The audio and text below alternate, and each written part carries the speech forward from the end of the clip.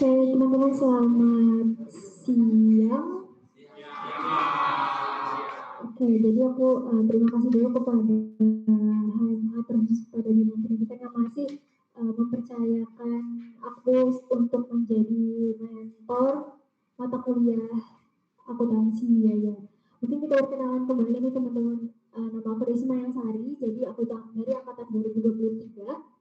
Prodi S1 akuntansi. Nah, jadi hari ini kita itu akan membahas, mempelajari dan mengulik yang namanya ABC system, teman-teman. Nanti di akhir akan ada sedikit mungkin bagi teman-teman yang beruntung bisa dapat hadiah dengan catatan bisa menyimak dengan baik seperti itu.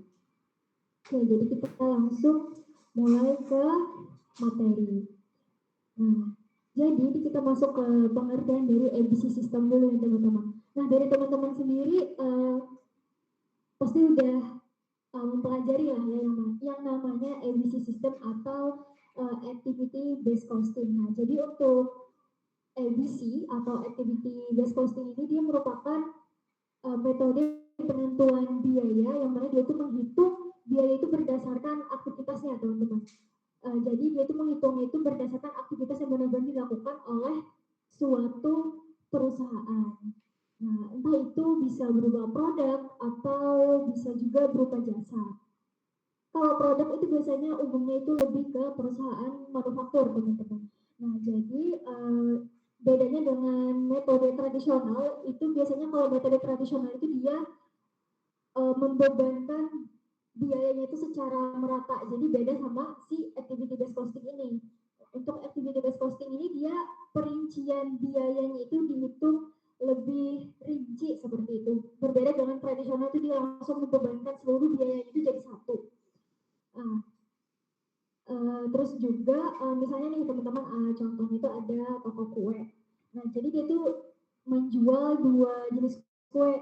Yang pertama itu ada kue bolu yang biasa. Terus yang kedua itu dia membuat kue ulang tahun. Yang mana dari prosesnya itu prosesnya itu aja kan udah berbeda nih teman-teman. Kalau untuk kue bolu itu kan dia lebih ya kue bolu pada umumnya lah. Berbeda dengan yang namanya kue ulang tahun. Itu kan kita harus menghias kue ulang tahunnya dan lain-lain.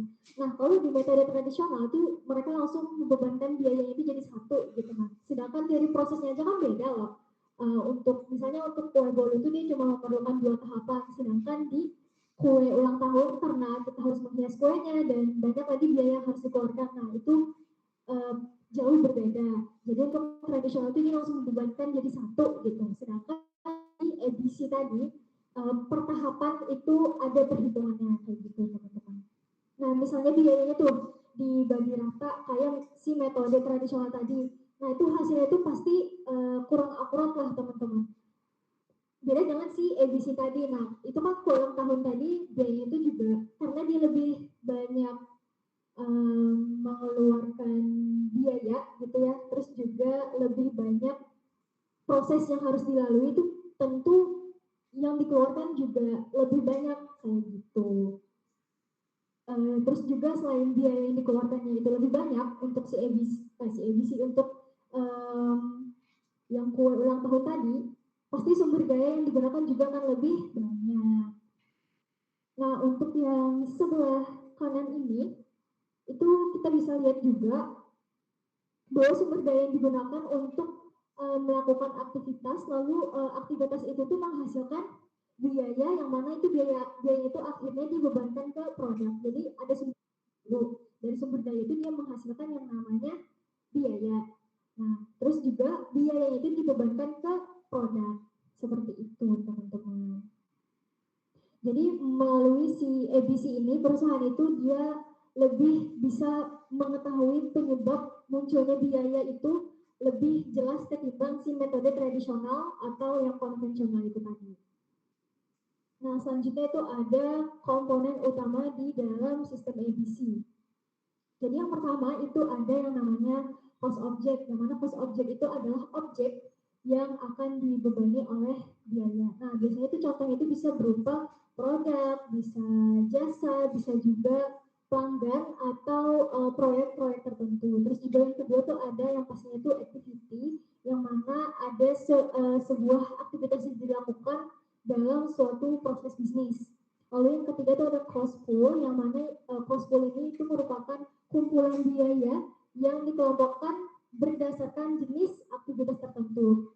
Nah, yang terakhir itu ada cost driver, yang mana cost driver ini dia merupakan faktor yang menyebabkan munculnya biaya dan digunakan sebagai dasar pengalokasian biaya. Nah, misalnya nih untuk lebih mudah dipahami itu contohnya kita pakai toko roti nih teman-teman. Misalnya nih produk roti yang dijual itu tuh merupakan cost objeknya kayak gitu. Terus juga yang kedua itu kan ada activity atau aktivitas. Nah, aktivitasnya itu misalnya dia membuat adonan, terus memanggang roti, terus juga yang terakhir biasanya itu finishing atau pengemasan roti kayak gitu.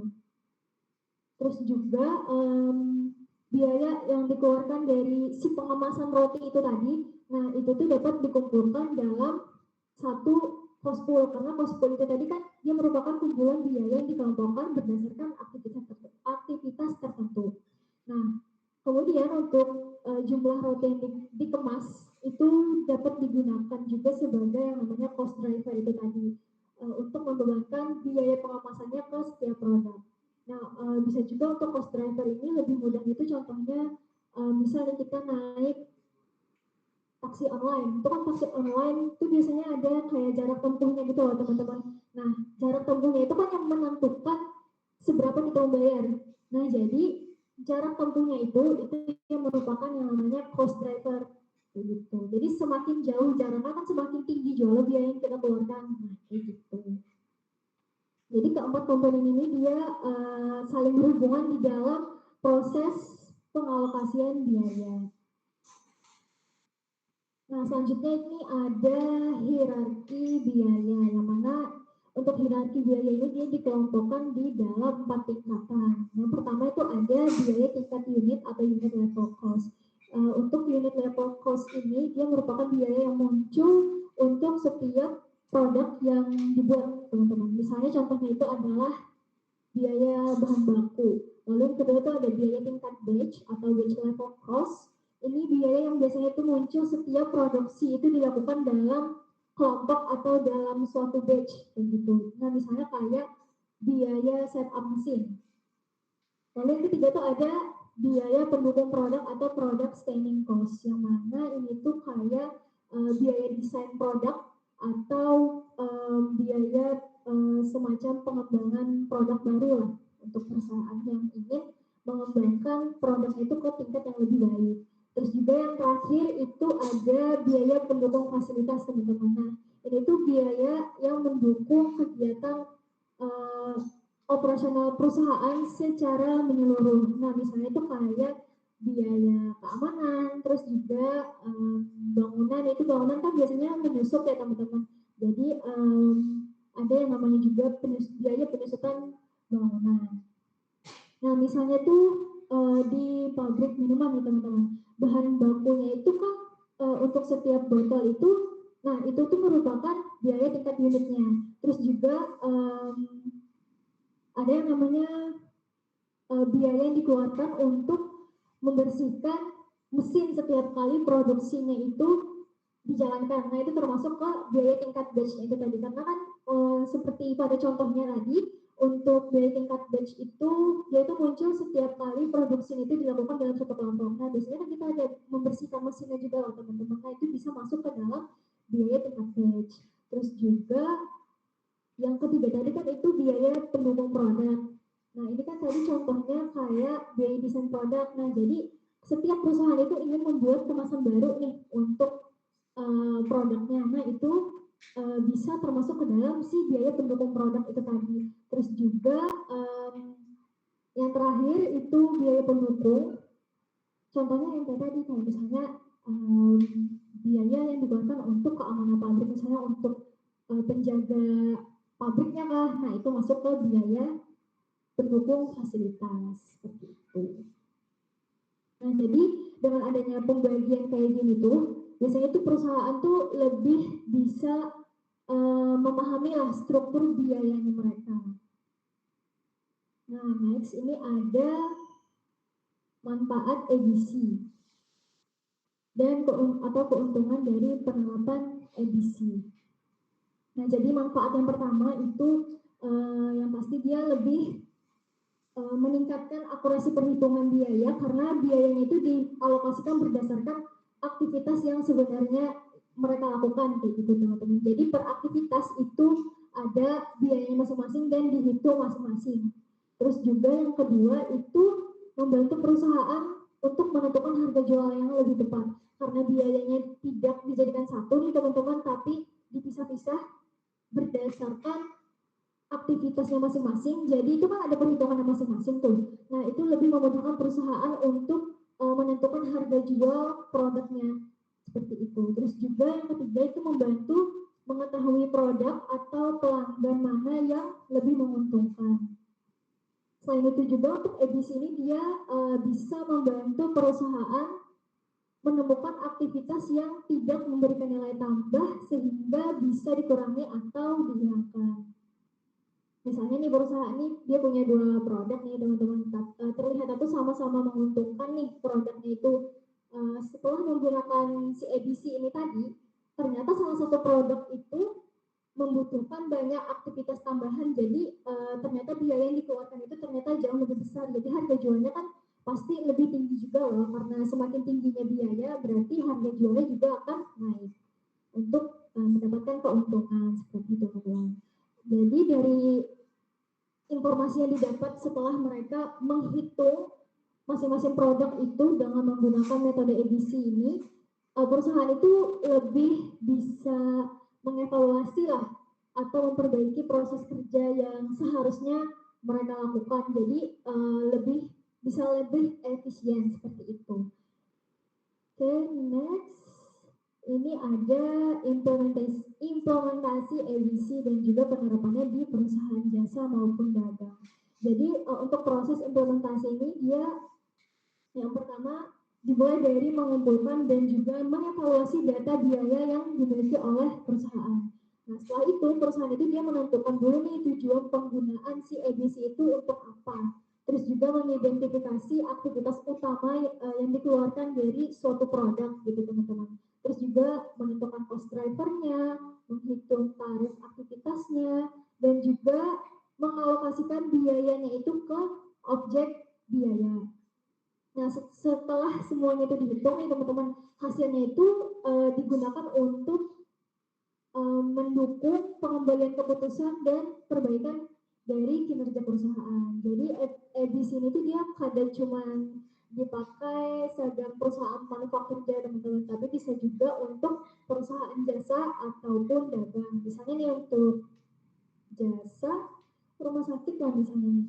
Rumah sakit itu kan dia menghitung biaya aktivitasnya itu kan misalnya dari pendaftaran pasien teman-teman, terus juga pemeriksaan dokter, terus biasanya di rumah sakit itu ada yang namanya pemeriksaan laboratorium. Nah itu termasuk ke dalam biaya aktivitas tapi dari sektor jasa. Nah terus itu juga misalnya di perusahaan dagang nih, untuk ABC itu dia dapat bisa digunakan untuk menghitung biaya distribusinya teman-teman. Terus juga bisa digunakan sebagai biaya penyimpanan barang karena kan biasanya untuk perusahaan dagang itu kan mereka ada distributor khususnya gitu ya teman-teman dan harus menyimpan barang itu di dalam satu titik nah kayak gitu. Terus juga selain yang dua tadi tuh untuk perusahaan dagang itu biasanya dia ada yang namanya biaya pelayanan pelanggan nah kayak gitu. Jadi dengan adanya implementasi ABC ini perusahaan itu dapat lebih mengetahui lah kayak gitu aktivitas mana yang paling banyak mengeluarkan biaya itu teman-teman. Nah selanjutnya itu ada kelebihan, kelemahan dan juga faktor keberhasilan dari implementasi ABC atau activity based costing. Jadi setiap hal itu pasti ada kelemahan, ada kelebihan. Nah, jadi untuk kelebihannya sendiri, untuk ABC ini dia menghasilkan informasi biayanya itu yang lebih akurat. Karena kenapa dikatakan akurat? Karena kan tadi yang seperti yang kita tahu, untuk ABC itu kan dia perhitungan biayanya itu lebih rinci teman-teman. Jadi semakin rinci, semakin akurat kayak gitu. Terus juga dia lebih memahami perilaku biaya. di setiap biaya yang dilakukan atau aktivitas yang dilakukan itu kan ada perhitungannya. Nah, perhitungannya itu kan dilakukan oleh manusia atau si sumber dayanya itu. Jadi perilaku biaya itu akan terlihat dari si sumber daya yang melakukan. Nah, kayak gitu. Terus juga dia memudahkan identifikasi aktivitas yang mana menjadi nilai tambah ataupun tidak bernilai tambah. Nah, tapi untuk kelemahannya sendiri, untuk edisi ini, dia untuk penerapan itu masih perlu biaya yang cukup besar dan juga perlu waktu yang cukup lama teman-teman, karena semakin rinci itu semakin tingkat kesulitannya itu semakin tinggi lah. Beda sama si konvensional atau tradisional itu tadi, karena dia langsung menggabungkan, kalau dia itu digabung gitu kan. Karena digabung itu kan langsung ya udah keluar nilainya kayak gitu. Nah, sedangkan ini kita harus mempelajari lagi, terus juga harus menghitung satu persatu lagi. Jadi untuk penerapan itu harus lebih memakan banyak waktu dan juga memakan banyak biaya seperti itu teman-teman. Nah, terus juga untuk mengumpulkan datanya itu si perusahaan ini dia harus detail. Jadi sedikit dia ada miss kayak gitu, nah itu berpengaruh ke perhitungan biayanya itu, karena kita kan tadi menghitungnya rinci nih. Terus juga per aktivitas itu ada catatannya masing-masing dan juga ada perhitungannya masing-masing. Jadi apabila miss sedikit aja di salah satu aktivitas itu mempengaruhi hasil yang akan kita dapat juga, dan itu mempengaruhi bagaimana kita nanti akan menentukan harga jual untuk produk kita kayak gitu teman-teman. Nah, jadi keberhasilan dari implementasi EBIS ini dia perlu memerlukan banget yang namanya dukungan dari manajemen. Terus juga data yang harus akurat.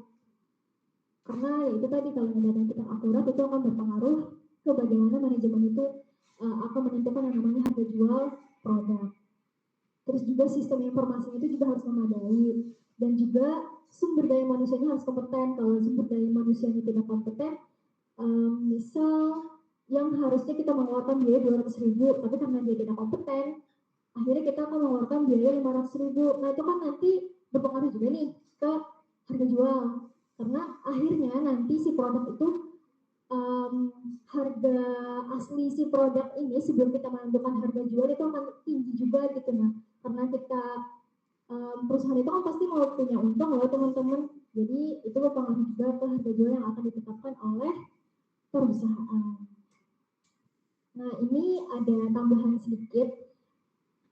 Sebenarnya ini tuh perkembangan modern dari si emisi ini tadi, cuman untuk hari ini kita tidak berfokus ke si time driven activity based costing. Ini sebagai tambahan aja mungkin bagi teman-teman mau mengulik lebih dalam. Jadi time driven based costing atau TDABC ini merupakan pengembangan dari si ABC itu tadi.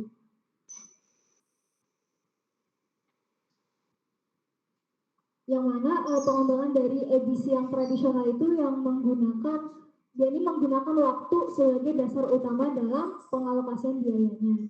Nah, jadi untuk TDABC ini dia itu lebih dianggap lebih sederhana teman-teman, karena dia tidak memerlukan terlalu banyak yang namanya cost driver itu tadi. Contohnya itu misalnya layanan customer service. Nah, misalnya biaya tenaga customer service-nya itu 60.000 per jam nih. Maka biaya per menitnya itu adalah 1.000. Nah, jika rata-rata melayani satu pelanggannya itu membutuhkan waktu 10 menit, biaya yang dikeluarkan untuk melayani satu pelanggan itu adalah sekitar 10.000, karena kan satu menitnya tadi 1.000. Nah, jadi pakai cara ini tuh perusahaan itu bisa lebih informasi itu lebih akurat lah, terus juga perkembangan itu jadi lebih sederhana sama efisien. Cuma untuk TDABC ini dari aku masih tambahan aja, dan aku pribadi masih mengulik tentang si time driver activity based costing ini. Jadi kita hari ini fokusnya ke ABC-nya saja. Nah, sampai sini teman-teman, apakah ada yang ingin ditanyakan? Beneran aman? Oke, kalau aman, kita lanjutkan perhitungan. Kita ke contoh soal.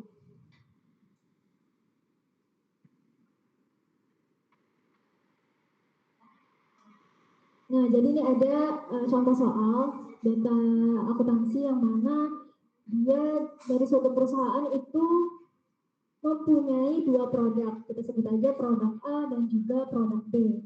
Yang mana unit yang diproduksi untuk produk A itu ada 200 unit, untuk produk B itu 100 unit, dengan total 300 unit.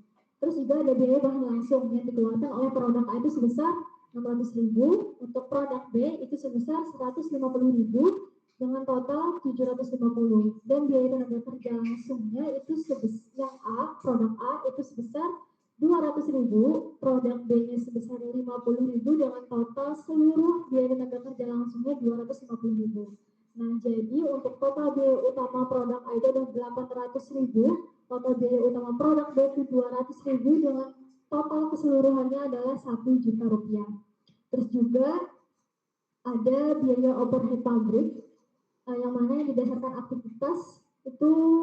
Untuk biaya yang pertama itu ada biaya pemeliharaan mesin sebesar 4.000 jam untuk produk A, selanjutnya untuk produk B itu sebesar 1.000 jam dengan total biaya pemeliharaan mesinnya itu sebesar 250.000. Terus untuk biaya penanganan bahan untuk produk A itu sebesar 400 jam, untuk produk B sebesar 200 jam, dengan total biaya untuk biaya penanganan bahan di dua produk ini adalah 300.000. Terus yang terakhir itu ada biaya persiapan mesin untuk produk A itu 100 jam, untuk produk B itu 50 jam, dengan total biaya yang dihasilkan untuk produk A maupun B itu sebesar 450.000. Nah, jadi didapat total akhirnya, ini total akhirnya 1 juta untuk biaya-biaya ini merupakan total dari BOP-nya sebesar 1 juta. Nah, jadi kita diminta untuk menghitung pembebanan BOP-nya ke proses produksi dengan menggunakan yang pertama itu metode tradisional costing yang didasarkan pada jam mesin. Terus yang kedua itu model activity based costing didasarkan pada aktivitas. Nah, kita lanjut ke perhitungannya.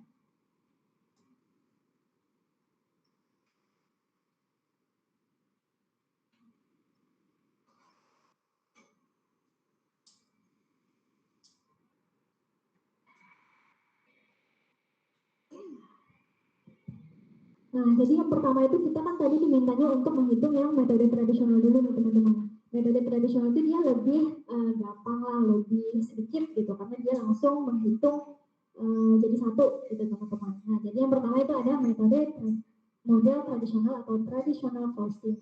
Jadi untuk model tradisional ini yang di atas ini data akuntansinya, ini di bawah ini jawabannya. Yang pertama itu kita harus menghitung pembebanan BOP-nya dulu, teman-teman. Pembebanan BOP untuk model tradisional. Nah, jadi yang pertama itu kita harus mengetahui dulu nih tarif BOP-nya itu berapa. Nah, untuk total BOP, untuk tarif BOP itu kita menggunakan rumus total BOP dibagi dengan jam mesin. Kenapa pakai jam mesin? Karena dari soal tadi kita diminta bahwasanya metode tradisional costing itu didasarkan pada jam mesin. Jadi ini untuk perhitungan pembebanan BOP-nya ini tergantung nanti teman-teman soalnya dapat soalnya itu kayak gimana. Misalnya katanya nanti didasarkannya pada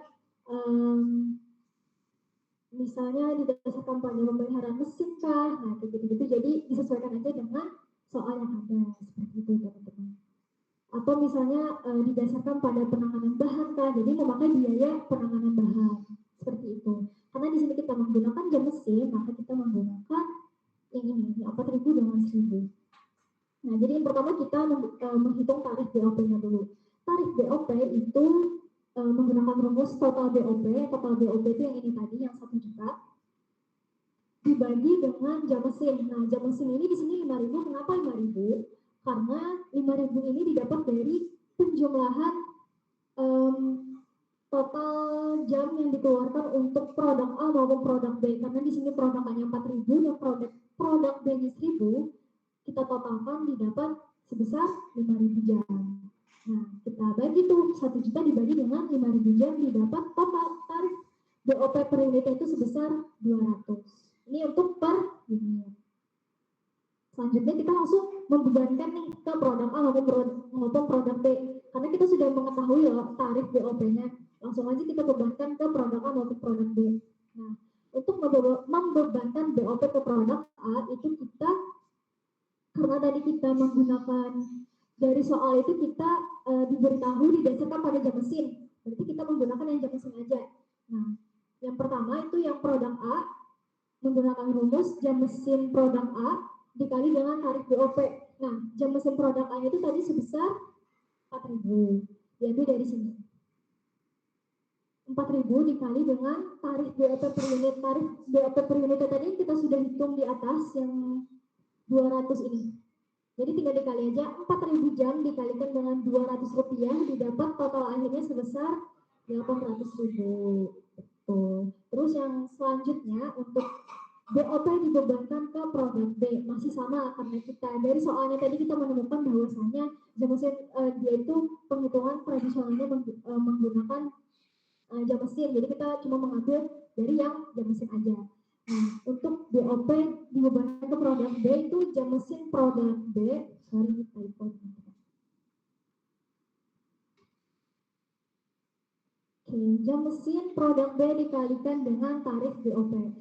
Karena tadi di sini untuk biaya pemeliharaan mesinnya sebesar 1.000 jam yang dikeluarkan untuk menghasilkan produk B itu sebesar 1.000 jam gitu. Jadi di sini dikalikan dengan 1.000 jam dikalikan dengan tarif BOP per unit yang sudah kita hitung di atas. Didapat totalnya sebesar 200.000. Setelah selesai nih kita menghitung untuk pembebanan untuk tarif BOP-nya, terus juga pembebanan ke produk A. Setelah di pembebanan ke produk B, apabila ada produk C, D, berarti dibebankan ke produk C dengan D juga. Kita langsung masuk ke kalkulasi biaya untuk metode tradisional. Nah, pertama itu kita mengambil biaya bahan langsung, biaya tenaga kerja langsung. Itu diambil dari sini teman-teman.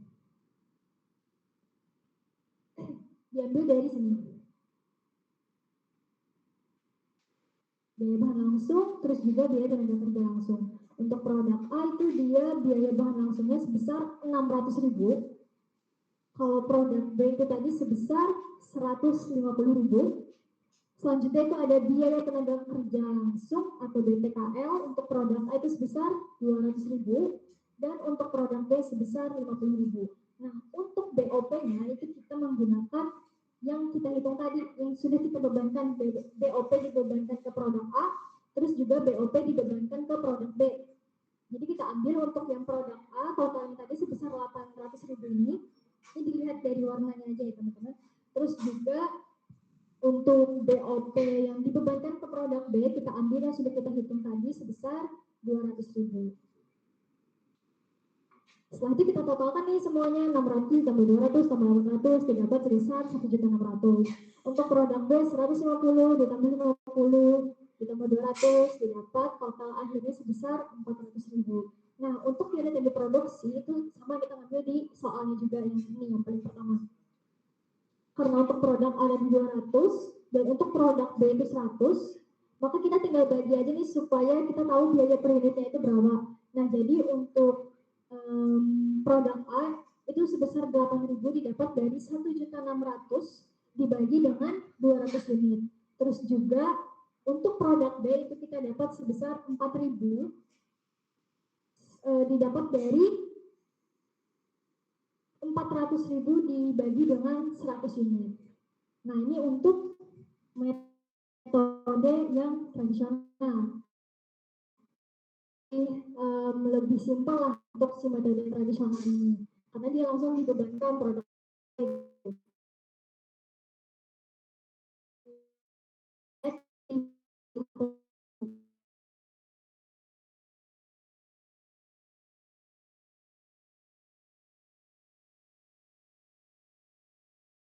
ini kan ada biaya pemeliharaan mesin, terus juga biaya yang akan kita hitung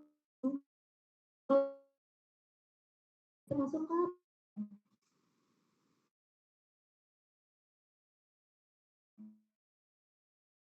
jadi untuk rumusnya itu kita menggunakan rumus total biaya dibagi dengan jumlah jam.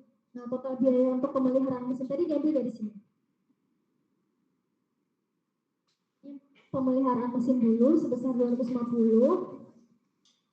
Total biaya 250 dibagi dengan 5.000 jam. 5.000 jam itu didapat dari total 4.000 jam ditambah dengan 1.000 jam. Sama dengan 5.000. Jadi kita bagi aja langsung 250.000 jam didapat, total akhirnya sebesar Rp50.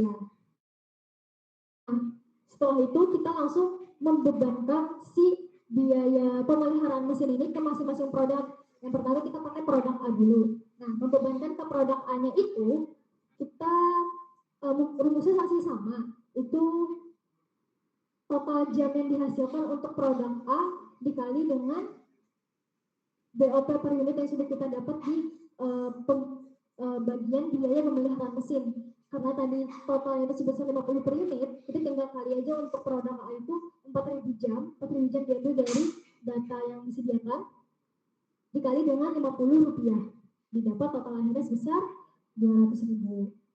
Selanjutnya yang B itu sama, karena tadi di sini 1.000 jam, maka langsung kita kali aja Rp50 dikali dengan 1.000 jam, didapat untuk produk B itu sebesar 50.000. Selanjutnya nih yang kedua, di sini tadi ada yang namanya biaya penanganan bahan. Jadi kita harus menghitung biaya penanganan bahannya. Sama rumusnya total biaya dibagi dengan jumlah jam, karena total biayanya tadi di sini 300.000.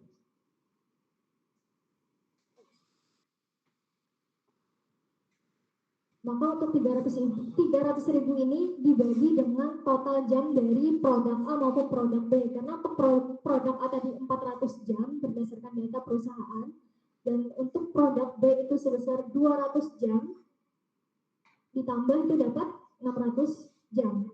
Maka dibagi di sini 300.000 dibagi dengan 600 jam didapat sebesar Rp500.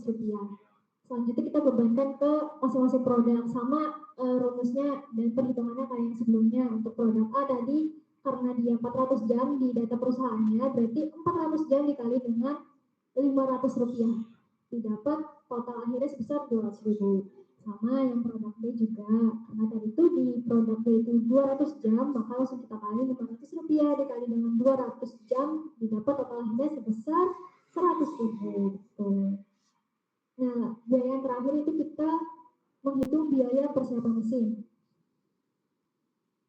Sama juga rumusnya total biaya, itu total biaya diambil dari ini, data perusahaan 450.000, dibagi dengan total jam dari masing-masing produk, karena di dua produk aja. Untuk produk A itu 100 jam, untuk produk B 50 jam, maka 150.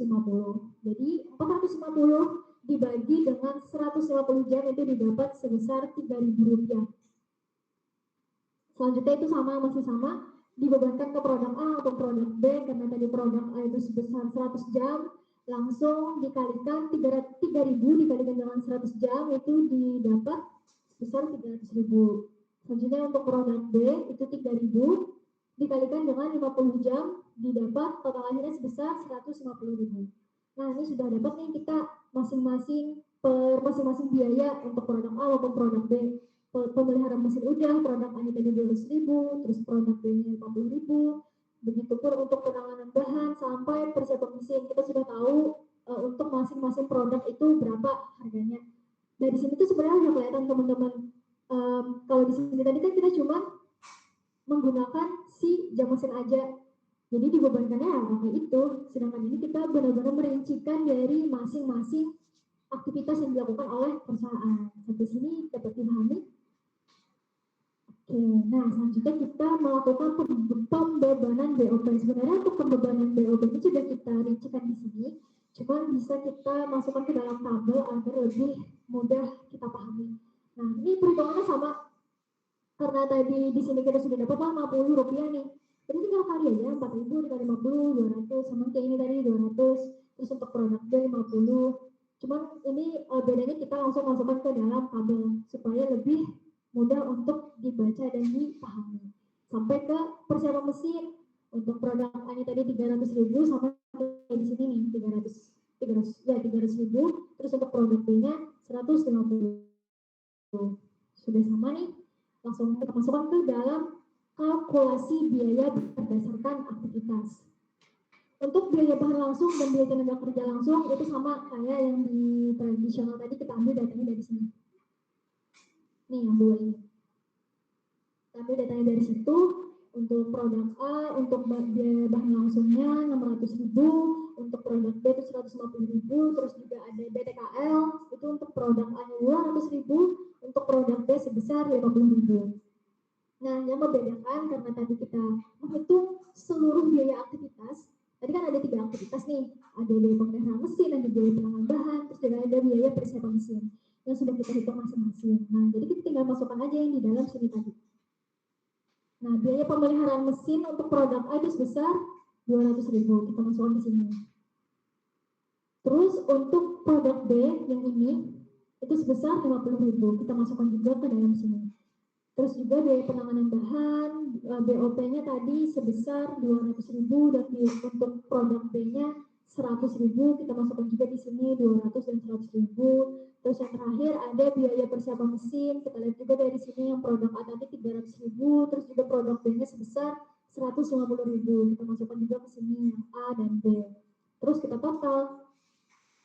Total ini semuanya dari biaya bahan baku langsung sampai dengan biaya persiapan mesin. Didapat total akhirnya sebesar 1.500.000 untuk produk A.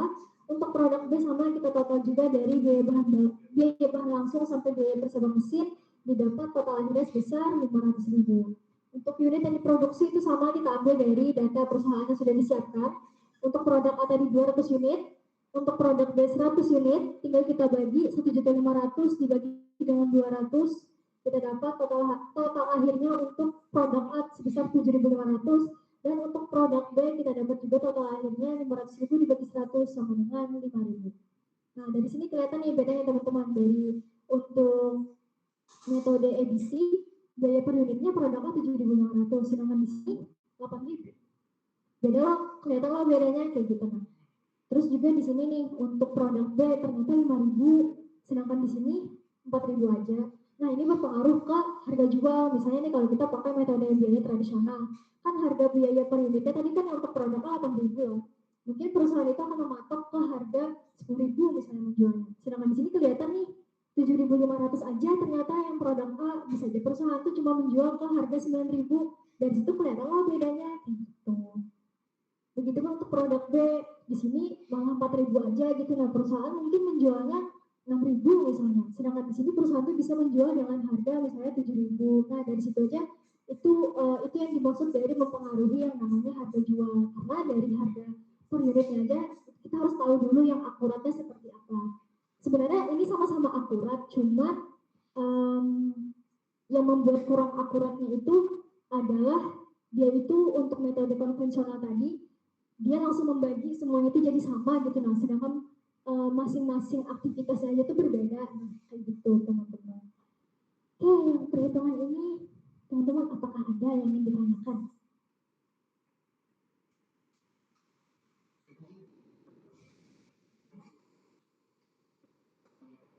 Atau cukup jelas kah teman-teman? Beneran?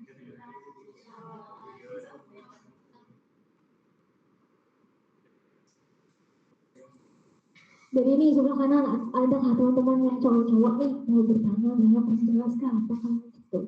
Perhitungannya masih kurang paham kalau sudah sini apa-apa. Apa aman aja kan? Tujuan. Untuk yang cewek-cewek sebelah kiri aman kah? Aman lah, beneran lah, aman lah. Kita next aja teman-teman. Seperti yang aku bilang di awal, akan ada sedikit hadiah untuk teman-teman yang bisa gitu, yang mendengarkan dengan baik. Nah, jadi aku minta satu orang dari teman-teman yang bisa memberikan kesimpulan dari awal sampai akhir. Kesimpulannya ya misalnya menurut teman-teman aja, misalnya teman-teman memahami activity based costing itu adalah ini. Manfaat yang didapat adalah seperti ini. Perbedaan dengan tradisional adalah begini. Nggak apa-apa kayak gitu. Untuk satu orang yang tercepat, boleh teman-teman. Lulus.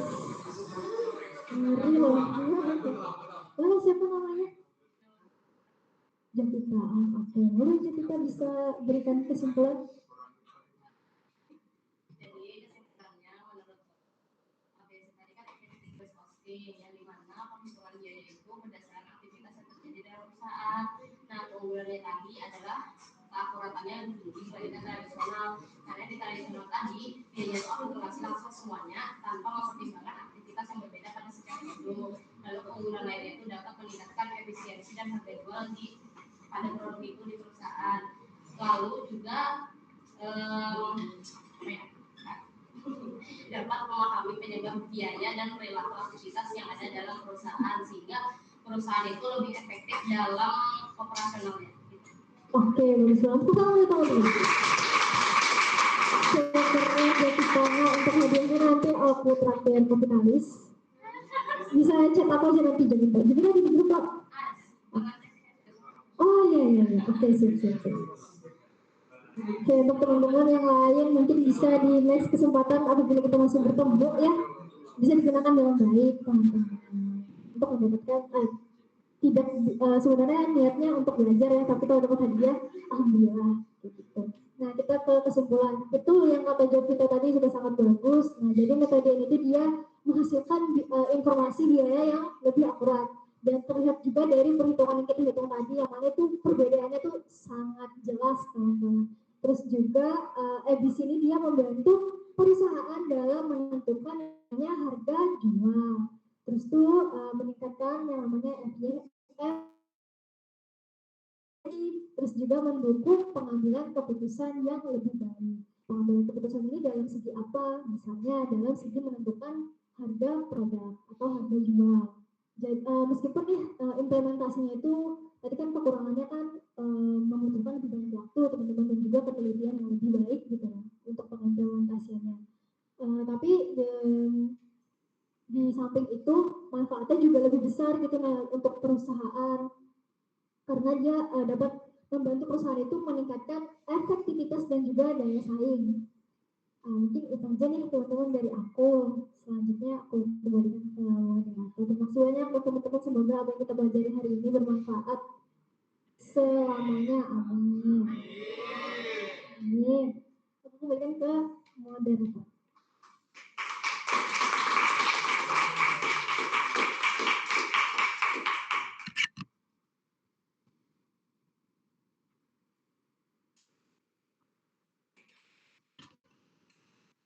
Oke, itu tadi nih mentoring dari Kak Mayang. Terima kasih banyak Kak Mayang atas materi dan juga pembahasannya. Baik teman-teman, selanjutnya kita akan melaksanakan post-test. Panitia akan membagikan soal melalui grup WhatsApp dan diharapkan untuk peserta dapat menjawab soal secara mandiri. Post-test ini wajib dijawab oleh seluruh peserta HMA Korsia